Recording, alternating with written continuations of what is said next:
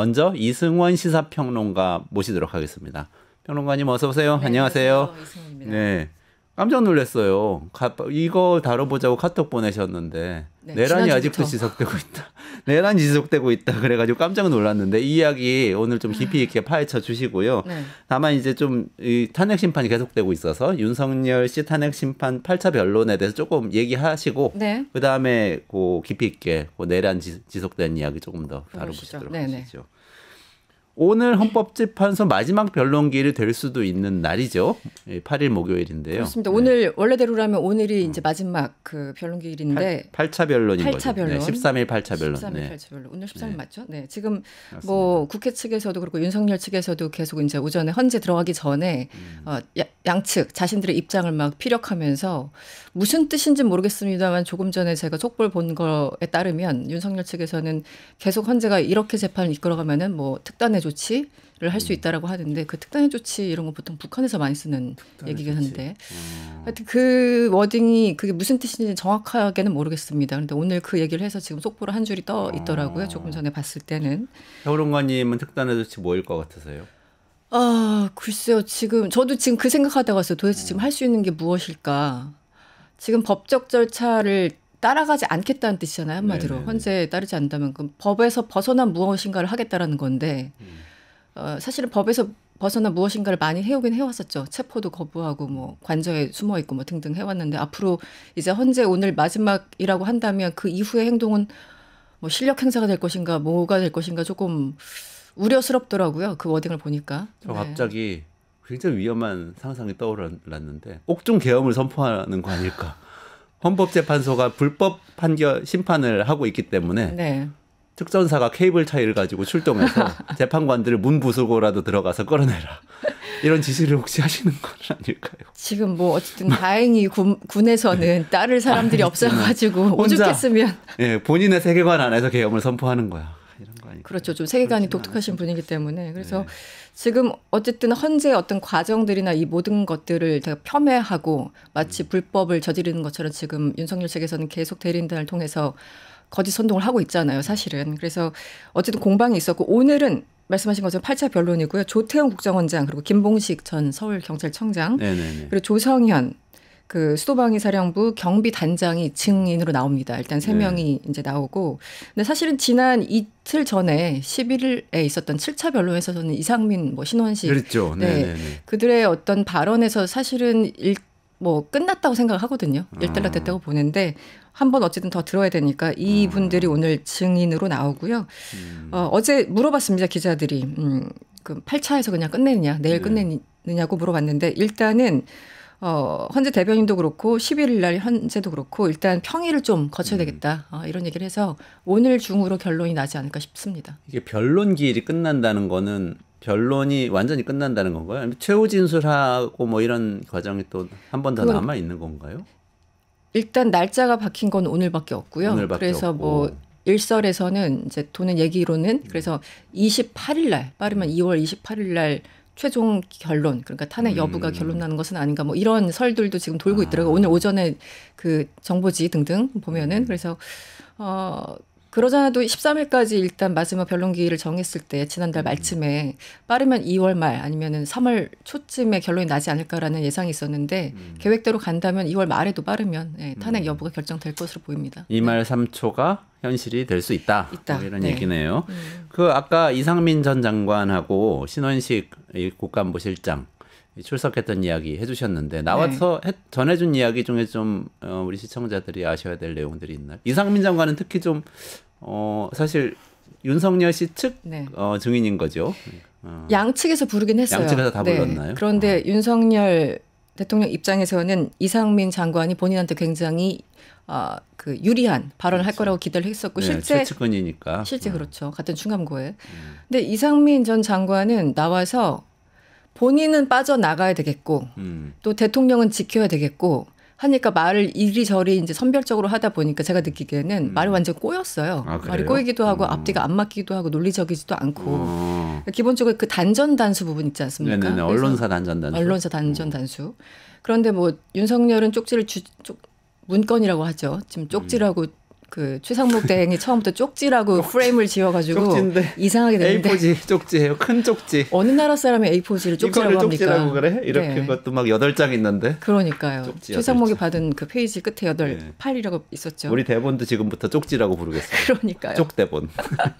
그래서 최상목 대행이 하여튼 그 뭔가 물을 흐려가지고 지금 계속 모든 사람들이 쪽지라고 여전히 표현을 하고 있습니다. 그런데 이상민 전 장관 같은 경우는 그날 뭐 얼핏 봤다. 그런데 그게 행정안전부라는 제목이 아니라 소방 뭐 청 이렇게 제목 큰 제목이 있었고 뭐 멀리 단전 단수라는 게 있었다. 그래서 윤석열이 나한테 지시한 것도 아니고 자신이 지시하지도 않고 경찰청장과 그 소방청장에 전화를 했음에도 불구하고 단전 단수 얘기는 꺼내지도 않고 국민의 안전이 걱정돼서 잘 살펴달라, 뭐 당부했다 여기까지 이제 흐름이 이제 이어지는데 하나하나 그 논리적으로 좀 맞지 않잖아요. 그래서 본인은 단전 단수에 대해서 입도 뻥끗하지 않았는데 지난 1월 13일 나왔던 그 소방청장은 이상민 장관으로부터 전화 받았고 6개 그 뭐 JTBC, MBC 여론조사국까지 단전 단수 명 받았다. 그래서 이 소방청장이 이상민 전화 받고 밑에 본부장한테까지 그 명단 불러주면서 단전 단수 얘기를 합니다. 근데 이상민이 말을 안 했는데 소방청장이 어떻게 알고 뭐 복심술입니까? 네, 어떻게 알고 그걸 알아요?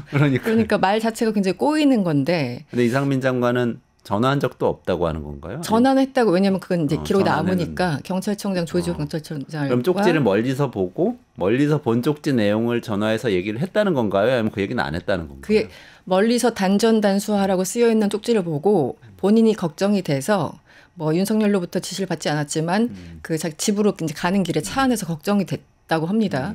그래서 경찰청장과 소방청장의 차례로 전화를 걸어서 단전 단수 얘기를 안 하고. 국민들의 안전에 만전을 기해달라고 당부했다고 얘기를 하더라고요. 헌재에서. 안전에 만전을 기해달라고 했는데 그거를 소방청장은 단전과 단수로 들었다는 얘기. 플러스 알파 6개 기관까지 6개 기관. 알아서 알아들었다는 거잖아요. 그러니까 말이 안 되는 거예요. 6개 기관을 불러주면서 안전에 만전을 기하라. 이렇게 얘기했다는 건가 그러면? 근데 잘못 알아들었다. 왜냐하면 너무 그 해괴한 궤변을 우리가 논리적으로 파악하려고 하니까 지금은 굉장히 말이 꼬이는 건데 이제 그거예요. 이상민 장관 입장에서는 그랬을 거예요. 윤석열도 보호해야 되겠고 나도 빠져나가야 되겠고 단전 단수라는 건 사실 굉장히 위법적이고 불법적인 거잖아요. 그걸 아무리 계엄이라고 하더라도 단전 단수할 수 없습니다. 그럼에도 이게 테러 집단이 아니잖아요. 그러니까 테러 집단을 포위하고 뭐 있을 때 이럴 때 단전 단수하는 거지. 멀쩡한 시민들 뭐 언론사 여론조사 꽃이 무슨 단전 단수할 만큼 테러 집단이 아닌데. 그렇죠. 한겨레 MBC 이런 데를. 그러니까 처음부터 다 문제예요. 책상 위에 어쨌든 그거 무엇이 됐든 간에 쓰여 있다는 단전 단수라는 단어가 들어갔다는 것도 문제고. 지금 일단 여기 보이세요? 이걸 봤다는 거 아니에요? 네, 전 제목은 멀리서. 보이네요. 이원재의 끝내주는 경제. 이거 크게 쓰면 보이는 거죠? 크게 쓰면 보이는 거죠. 그러면은 봤다는 거는 일단 그래도 그 문건은 있었다는 건 확인이 됐다는 거네요. 네. 거기에 소방청장 이렇게 있었다는 소방청장도 거죠. 있었고 언론사 단전 단수도 있었고. 그거까지는 확인을 해준 셈 아니에요? 그러면? 그렇습니다. 그러니까 그거를 작성한 주체는 어쨌든 뭐 김용현이 뭐 워드 못한다고 하지만 어쨌든 썼든 뭐든 간에 윤석열과 김용현 아이디어로 그 문건이 어쨌든 작성이 된 거잖아요. 거기서부터 문제인 거예요. 그 대통령 앞에 있었다는 거예요. 윤석열 씨 앞에. 책상에 있었다면 어쨌든 대통령한테 보고가 된 문건인 것이고. 그렇죠. 네. 그건 확인해 준 거네요. 그렇죠. 그래서 대통령실에 들어갔는데 책상 위에 몇 장의 종이가 있었고 얼핏 보니 소방청장이라는 큰 제목 밑에 단전 단수가 있었고 뭐 등등 있어서 하지만 윤석열은 나한테 이 문건을 주지도 않고 지시도 내리지 않았다. 이렇게 이제 서로 같이 보호하려고 하다가 말이 좀 꼬이는 상황이 된 거죠. 지시는 하지 않았다고 보호를 하려고 하긴 했군요. 하지만 문건의 존재는 확인을 해줬고. 그러니까요. 그다음에 저는 이 얘기도 들었었어요.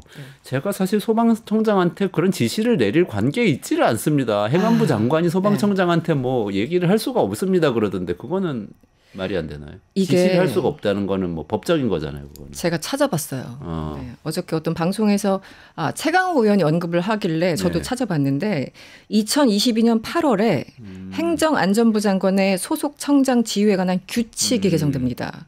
그런데 여기 보면은 2022년 8월이면은 윤석열 대통령이 집권하고 나서 석 달 정도 있다가 이때가 이제 이따 좀 이따 말씀을 드리겠지만 뭐 경찰국을 만든 해 만에 그 행안부 장관이 경찰청에 대해서 인사권을 휘두르고 뭐 지휘권을 갖고 해가지고 그러니까 검경 수사권 조정하면서 검찰의 권한이 경찰로 대폭 그 이동됐으니까 행정안전부에서 경찰을 좀 지휘해야 된다 이런 논리로 이제 이것저것 만들 때였어요. 이게 윤석열 취임 초기이기도 했고 그래서 보시는 것처럼 2020년 그래서 이상민 장관 때죠. 저 때도. 네, 그렇죠. 네.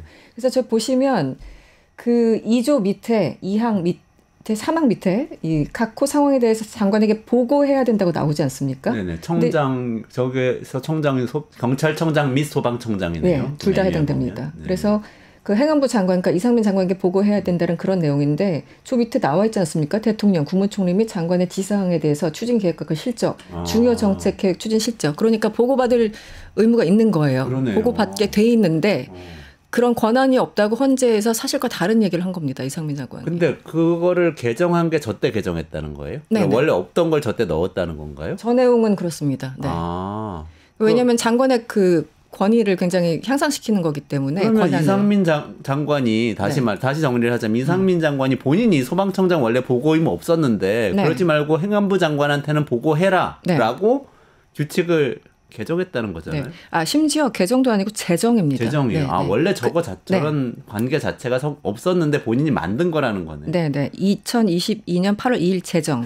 그래서 이제 왜 법을 바꾸기도 뭐하고 또 시행령 정치를 한참 했지 않습니까? 그런데 모두 약간 걸리적거리고 하니까 그냥 규칙을 만들어 버린 거예요. 그래서 본인들이 이제 제정을 한 거고, 제가 아까 개정이라고 말씀드렸는데 그건 잘못된 표현이었고요. 그래서 이 소방하고 어쨌든 경찰청장이 뭐 지휘할 수 있고 보고받을 수 있는 그런 위치에 있습니다. 그러니까 행안부 장관이 모든 걸 다 컨트롤한다는 얘기입니다. 쉽게 얘기하면. 그런데 헌재에서는 사실과 다른 얘기를 했기 때문에 저것도 맞지 않죠. 그러니까 어쨌든 다시 돌아가서 그건 뭐 좀 별개 얘기라고 하더라도 그 쪽지가 있었다는 것도 확인해줬고 그리고 어쨌든 본인이 뭐 전화를 했다는 거 시인했고 하지만 얘기하지 않았는데 소방청장이 알아서 듣고 6개 기관을 읊조리고 있더라 뭐 이렇게 내보는 거니까 거기서 이제 모순이 발생한다라는 얘기. 그리고 신원식 실장 같은 경우는 사실은 이제 신원식 실장이 국방부 장관일 때 약간 좀 한번 떠봤더니 신원식 장관은 절대 안 된다는 입장에서 사실은 김용현으로 장관을 바꾼 거잖아요. 그리고 이제 실장으로 신원식 자리를 옮기고.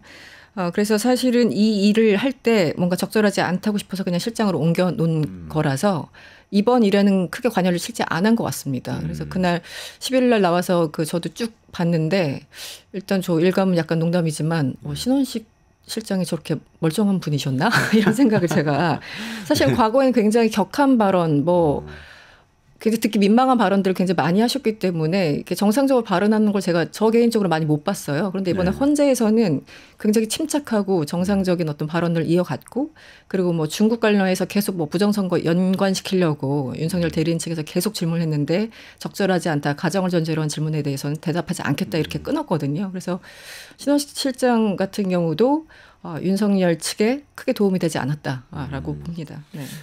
이상민 장관, 신원식 실장 둘 다 윤석열 씨 측에서 좀 기대를 했던 증인들이었는데 어떻게 보면 혐의를 좀 오히려 확인해 주거나 아니면 거짓말을 함으로써 본인의 신빙성을 떨어뜨리는 증언을 했다. 저는 이상민 전 장관의 발언으로 모든 이 계엄 직전 국무회의 그때의 과정과 뭐 아까 얘기했던 그 문건과 그 모든 것들이 사실은 탄핵할 수 있는 요건을 충분히 반증해 준 게 아닌가. 의도하진 않았겠지만 그런 생각이 들고요. 한 명은 이제 선관위 사무총장이죠. 김용빈 사무총장은 국회에서 요청을 했어요. 그리고 기억나십니까? 김용빈 이 사무총장이 예전에 지난달이었습니까? 그때 국회에 나와서 뭔가 이렇게 설명할 때 우원식 국회의장 같은 경우는 보통 직접 질문을 안 하잖아요. 의원들이 하는데 우원식 의장이 직접 질문한 유일한 분이 이분으로 제가 기억을 해요. 그래서 같은 서울대 동기인데 왜 부정선거에 대해서 설명을 안 했습니까? 윤석열 씨하고 지금 동기라는 거죠. 친구 아니니 왜 이런 거 설명을 안 했니? 했더니 저한테 그런 걸 설명해달라고 요청한 적이 없다라고 그때 한번 답을 했던 바로 그분입니다. 근데 이번에 증인으로 신청을 해서 나왔는데 부정선거 전혀 문제 없다라고 얘기를 하면서 과거 민경욱 전 의원이 이제 재판을 계속 하고 했었는데 그 모든 것들이 다 대법원까지 해서 끝났다. 이런 취지로 부정선거 말도 안 된다는 얘기로 마무리를 했습니다. 깨끗하게 정리를 했습니다. 네. 참 사실은 부정선거가 있었다고 하더라도 비상계엄을 통해서 부정선거를 그거를 수사할 수는 없다는 게 이 법률 전문가들의 공통적인 이야기인 것 같아요. 그럼요. 부정선거가 만약 있었다면 그건 수사를 하면 되잖아요. 그게 뭐 감사원이든 법원에 가서 재판을 하면 되는 그러니까요. 거죠. 실제 부정선거 의혹을 가지고 그 민경호 전 의원들이 실제 재판을 했잖아요. 그래서 판사가 다 확인을 하고 그 뭐 혐의 없음으로 이제 끝나버린 건데 이미 그 절차가 진행됐는데도 불구하고 그 자체를 안 믿는다는 거잖아요. 근데 어쨌든 부정선거였다고 총 들고 들어간다는 논리가 하여튼 처음부터 끝까지 좀 상식적으로 이해가 안 가죠. 근데 이분이 33년 동안 판사를 하신 분이고 아까 말씀드린 대로 김영민 총장. 네, 김영민 총장이.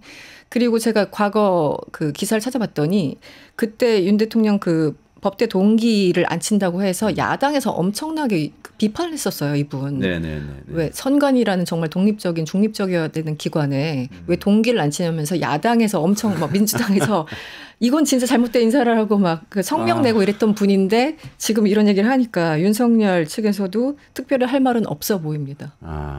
또 의문의 일패네요. 그 사무총장 김영민 총장도 참 당혹스럽겠어요. 답답했을 겁니다. 그러네요. 우리 오늘 좀 본론으로 사실 들어가야 되니까 우리 본론 얘기를 좀 바로 가보죠. 네네. 내란은 계속되고 있다. 이 얘기가 나왔어요. 그 카톡에 그렇게 쓰신 취지는 뭡니까? 서울경찰청장 정확히는 직무대리를 임명하는 걸 보고 전 좀 충격을 받았어요. 아니 이런 시기에 저런 인사를 한다고? 라고 생각을 해서 도대체 이게 어떻게 된 것인가 쭉 그 이제 기사를 살펴보니까 기사를 보면 볼수록 더 불안한 거예요. 네. 그래서 일단 이 서울경찰청장 임명이 왜 문제였는지 절차부터 어떤 문제가 있었는지 네네네. 무엇을 함의하고 있는지 그리고 가장 궁극적으로는 지금 현재 진행되는 수사와 앞으로 혹시 있을 조기 대선에 어떤 영향을 미칠 것까지 대선까지. 네. 경찰이니까. 그래서 한 세 가지로 구분해서 말씀을 드릴 부분이 있을 것 같습니다. 네. 그러니까 경찰 인사, 서울청장 인사를 지금 왜 했는지, 뭐가 문제인지, 대선과의 관련성은 뭔지 하나씩 한번 짚어보죠. 일단 왜 그 최상목 대행이 임명을 하는 건가요? 이게 누가 임명권자인 건가요? 마지막으로는 대통령이 임명을 하는 겁니다. 그럼 권한 대행이 임명하게 돼 있는 거예요. 왜 헌법재판관은 임명 못하면서 이건 임명? 그러니까요. 지금 마은영 재판관 임명도 안 하고 있죠. 네네. 그리고 그 내란 상설특검 이미 지난 12월 달에 국회에서 통과했는데 상설특검 같은 경우는 그냥 특검이 아니기 때문에 대통령이 그 후보자를 추천해야 되는데 그걸 안 하고 있어요.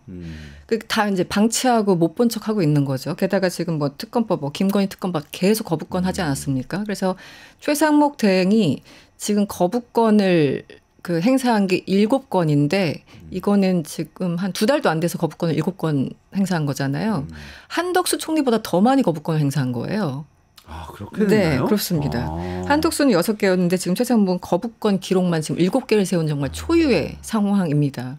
그래서 계속 거부하고 안 하고 무시하고 방치하고 이랬던 분이 왜 콕 집어서 서울경찰청장이라는 그 중요한 직을 임명했을까?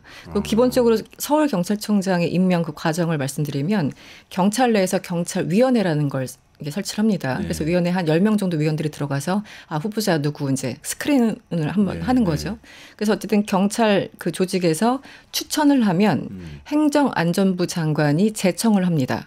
그러면 국무총리를 통해서 대통령이 임명해야 되는 거예요. 굉장히 그러니까 긴 프로세스가 있군요. 4단계. 경찰, 뭐 행안부, 총리, 대통령까지 간 이 프로세스인데 지금 어떻습니까? 경찰청장 조지호 경찰청장 지금 구속돼 있죠. 그렇죠. 지금 어쨌든 보석으로 풀려났죠. 몸이 안 좋으셔서. 어쨌든 지금 뭐 내란 혐의자인 거죠. 그렇죠. 내란 사건에. 행안부 장관 대행이죠. 총리 대행이죠. 대통령 대행이죠. 물론 최상목이 한꺼번에 하고 있지만.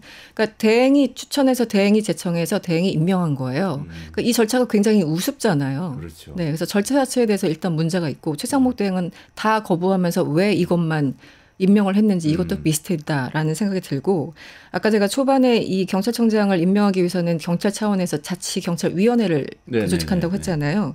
그런데 그 내부에서도 문제가 많았어요. 자치경찰위원회는 경찰 내부 조직인가요? 아니면 외부 전문가들도 오고 이런 조직인가요? 내부 외부 아마 섞여 있을 겁니다. 뭐 7명, 3명에서 10명으로 제가 알고 있는데 그건 조금 더 확인해서 말씀을 드릴게요. 그래서 위원회를 어쨌든 우리도 왜 검찰총장 뭐 추천위원회 무슨 위원회 많잖아요. 그럼 여기서 복수를 추천하면 그중에서 한 명을 선택하고 이런 이제 절차 중에 하나입니다. 그래서 그게 제 기억이 맞다면 경찰이 예전에는 중앙정부에서 통제하던 그런 조직이었는데 점점 이제 지자체로 넘겨야 된다는 얘기가 나오면서 그러니까 예를 들면 서울 경찰이면 서울시에서 임명하는 방향으로 가려고 네, 경찰 자치를 하려고 하다가 네. 거기까지는 안 되겠다 해서 좀 과도기적으로 만든 게 자치경찰위원회로 알고 있어요. 네. 그러니까 그 지역의 어떤 이해관계를 대변하는 그런 목소리를 얘기하는 위원들이 이제 임명돼 있는 걸로 제가 알고 있습니다. 그렇군요. 네. 그래서 어쨌든 서울 경찰청장은 워낙 중요한 자리잖아요. 그 경찰청장 바로 밑에 2인자기 때문에. 그래서 사실은 누군가를 추천하고자 할 때는 경찰 내부 조직에서 얼마나 이렇게 돌겠어요. 야, 지금 인사 이제 단행한다고 하는데 누구누구 뭐 하마평으로 거론된다. 이런 얘기들이 쭉 있어야 되는데 이번에 워낙 기습적이어서 경찰 내부 조직도 아무도 모르고 있었다는 거 아니겠습니까? 그리고 지금 말씀하신 그 자치경찰위원회에서 이제 추천을 해야 되는데 거기에서 불만의 목소리가 있었다는 거예요. 또 이제 화성으로 한 30분 정도 회의를 했는데 아니 복수로 추천된 것도 아니고 이거 KBS 단독이었던 것 같아요. 단수로 추천했는데 우리가 꼭 협의를 해줘야 되는 건지 협의를 해줬을 경우에 굉장히 여파가 클 것 같기도 한데요 라는 워딩이 나옵니다. 위원회 단수로 올라왔다는 거네요. 네네네. 지금 자치경찰 위원들 입장에서는 좀 황당했겠네요. 본인들한테 지금 추천 권한이 있는데. 네, 그러니까 한마디로 딱 한 명 골라놓고 이거 그냥 동의해줘. 네, 이런 거잖아요. 그래서 그 녹취록이 이제 나온 건데 한 명을 가지고 결정을 요청한다는 것 자체가 이 절차를 무용지물화 시킨다는 측면에서 문제가 있다고 생각한다. 이런 워딩들도 나왔어요. 회의에서. 그 내부에서도 굉장히 불만이 있었던 거죠. 그래서 아까 그 최상목 대행의 어떤 지금 권한 행사 문제부터 경찰 내부 조직도 모르게 너무 기습적으로 했다. 이 절차 자체가 굉장히 문제라고 생각을 하고 시기가 있습니다. 오늘 주인공은 아무래도 이상민 같은데 이상민 행안부 그 장관 수사를 원래는 공수처에서 하고 있었어요. 이제 경찰에서 하다가 왜 공수처로 다 넘겨 했었잖아요. 그래서 공수처 가져갔는데 어쨌든 이게 어떤 실행 단계가 아니기 때문에 지난 3일인가에 공수처에서 이상민 관련 사건을 다시 경찰로 넘깁니다. 그러자 5일에 지금 이 인사가 난 거예요. 시기도 이상하잖아요. 네. 이상민 장관에 대한 수사가 경찰로 넘어간 직후에 이 인사가 났다는 거. 그렇습니다. 그러니까 정확히 3일에 공수처에서 경찰로 제2처벌을 하게 되죠. 그래서 왜 이상민 수사가 경찰 넘어가자마자 경찰 인사가 단행됐지? 그러니까 시기적으로 좀 의혹을 가지시는 분들도 있어요. 뭐 우연일 수도 있죠. 그런데 뭐 여러 가지 시나리오는 가능하니까. 그래서 일단 이제 그런 겁니다. 그 이제 반론하시는 분들은 지금 내란 관련해서는 경찰청의 국수본이 하고 있기 때문에 서울 경찰청장이 어떻게 좌지우지 못한다라고 얘기를 하고 있는데 일단 경찰청 국수본이 하는 내란 맞고요. 그런데 그 예를 들어 그러니까 정강훈 등등 그 이제 폭동 사태 있었잖아요. 정강훈 등등은 또 서울 청에서 하고 있어요. 네. 그래서 좀 구분을 서울 경찰청장이 그건 관할하는 수사인 거네요. 그렇습니다. 그래서 지금 양쪽에서 그러니까 경찰청 국수본 차원에서도 하고 있고 서울 경찰청에서도 하고 있어 좀 나눠서 하고 있습니다. 워낙 분량들이 많기 때문에 그렇기 때문에 영향을 미칠 수밖에 없고 그리고 또 문제는 어쨌든 이 경찰청 국수본 이 내란을 수사한 국수본의 그 우종수 본부장이 3월 28일 날 임기가 만료돼요. 그러니까 다음 달입니다. 얼마 안 남았어요. 그러니까 그 다음에 인사가 어떻게 될 것인가. 국수본의 이 본부장 우종수가 나가면 그다음 그 인사는 사실상 행안부에서 뭐 경찰국장 통해서 이렇게 사실상 내려오는 거잖아요. 그러니까 내란 수사도 그렇지. 그 관련된 정광훈 등등 서부지법 폭도들 수사도 그렇지. 어떤 식으로든 영향이 있다라는 거죠. 이게 굉장히 중요하고 사실은 저는 이 서울 경찰청장만 집중하고 있었는데 많은 그 전현직 경찰들이 이제 인터뷰를 응했어요, 언론에. 그런데 정말 더 중요한 건 남재현이다. 이번에 행안부 경찰국장 자리에 남재현이라는 사람이 갔어요. 인사가 최근에 났나요? 예, 인사가 같은 날 났습니다. 같은 날? 네. 그러니까 박현수를 서울경찰청장 직무 대리로 앉히고 경찰국장 그 자리에 남재현이라는 사람을 앉힌 겁니다. 그런데 그 둘이 똑같이 그 대통령실에 국정상황실에도 있었고 똑같이 지금 주거니 받거니 하면서 경찰국장 자리에 있다가 한 명은 지금 서울경찰청장으로 간 거예요. 근데 인사는 아까 제가 말씀드린 것처럼 행안부에서 좌지우지 할 수 있다고 말씀드렸잖아요. 그러니까 박현수는 서울청장이라는 그 울타리 안에서만 있다고 하더라도 실제 더 포괄적인 인사권은 행안부에서 할 수 있기 때문에 이 남재현 경찰국장이 상당한 영향력을 발휘할 것이다. 그래서 남재현을 봐야 된다라는 목소리가 굉장히 많더라고요. 경찰 내부에서는. 그리고 둘이 이제 경찰대 10기 동기라고 합니다. 그러니까 뭐 어쨌든 이리저리 지금 경로로 보나 경찰대 인연으로 보나 소통할 부분이 굉장히 많아 보이죠.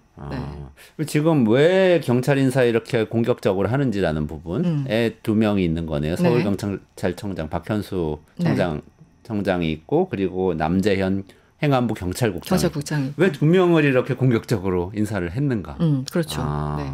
주요 요직에 다 윤석열 정권에서 승승장구했던 사람들이 다 들어갔어요. 지금 한 5명 정도가 고위 인사가 났는데. 그 두 명을 좀 설명을 해 주시면 좋겠어요. 어떤 경로를 거쳐서 지금 이 자리까지 온 사람들인지. 예를 들어 지금 박현수 같은 경우는 박현수 지금 서울경찰청장은 2022년 3월 그러니까 인수위 시절이죠. 네네네. 윤 대통령과 인수위 시절에 총경 자리로 인수위에 파견이 됩니다. 그리고 취임한 이후에 대통령실로 아예 가서 그때는 이게 경무관이었어요. 네네. 그리고 거기서 치안감으로 연거푸 승진을 합니다. 네네. 그리고 작년 6월에 행안부 경찰국장으로 갑니다. 그러니까 정말 초고속 승진이에요. 그래서 2년 사이에 3계급 승진했고 경찰들 내부에서 뭐 하는 얘기로는 뭐 2년 사이에 뭐 별 6개 달았다 뭐 이런 얘기를 한다고 하죠. 그러니까 이렇게 초고속 승진을 한 거는 지금 그 김봉수 서울경찰청장 지금 구속되어 있는 그분 외에는 이분이 처음이라고 합니다. 최근 10년 동안 이렇게 초고속 승진을 한 사람이 없다라는 거죠.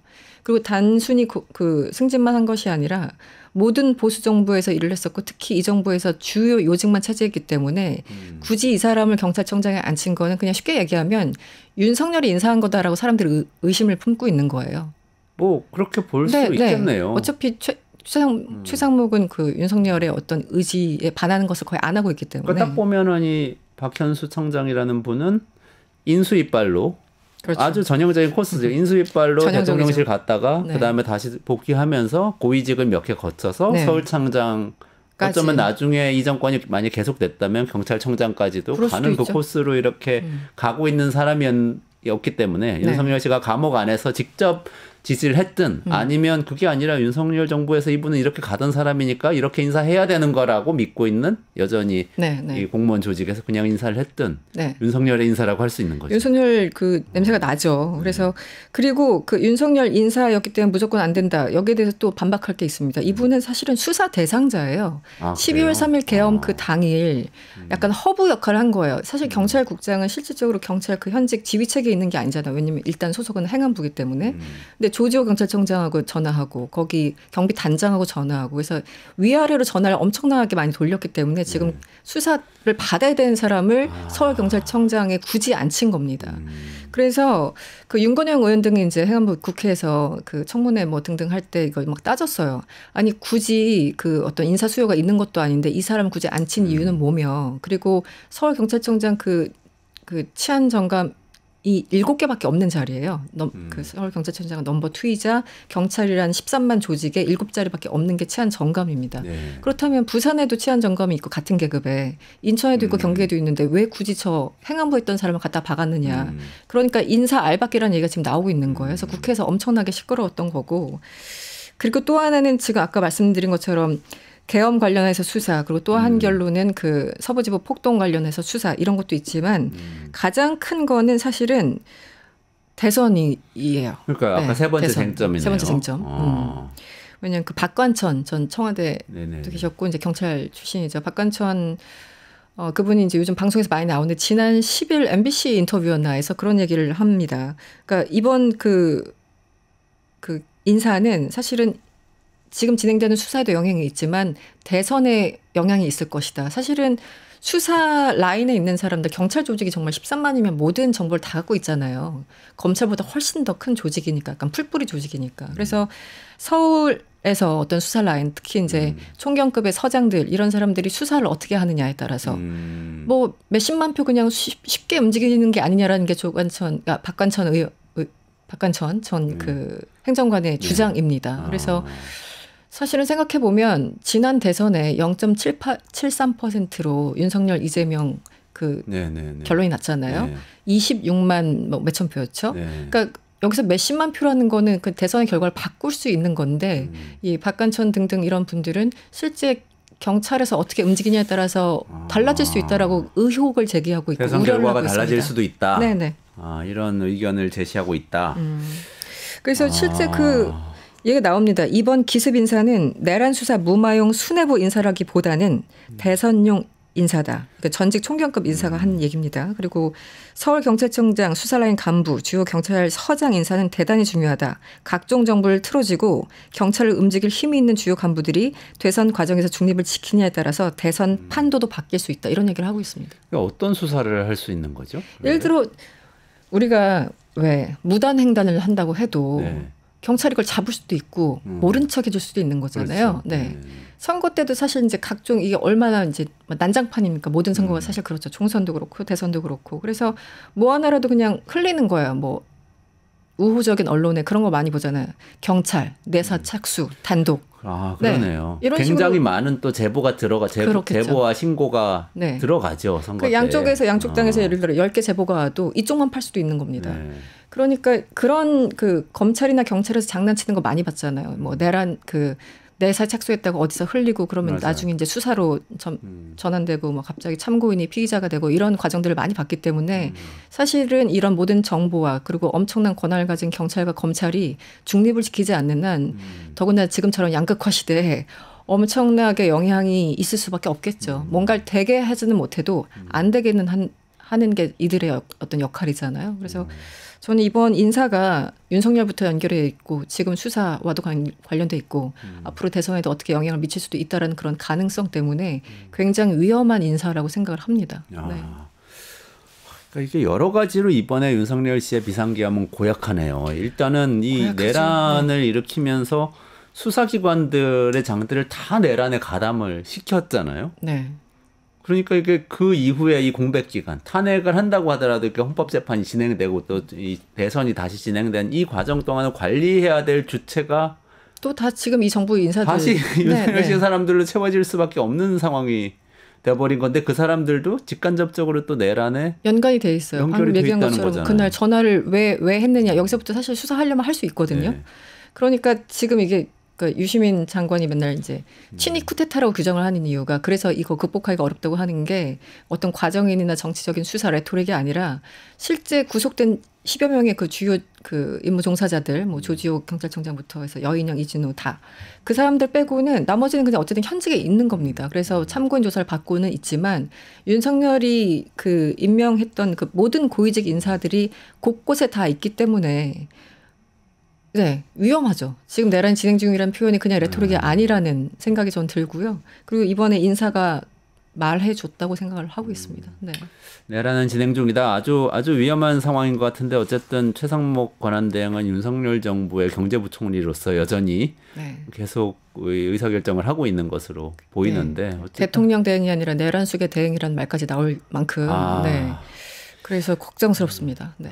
이거 좀 빨리 해소되려면 일단 처음에 정리해 주신 대로 탄핵심판 결론이 일단 빨리 나서 파면이 되고 그 다음에 어떻게든 좀 대안이 나와야 될 것 같은데 이게 선거를 어떻게 관리를 해나갈 건지 그 부분 나중에 또 논의를 해야 될 것 같고 오늘 네. 여기서 좀 마무리해야 될 것 같습니다. 네. 이승원 시사평론가하고 같이 내란은 계속 진행 중이라는데 이게 무슨 얘기인지 짚어봤습니다. 이승원 평론가님 여기서 인사드리겠습니다. 고맙습니다.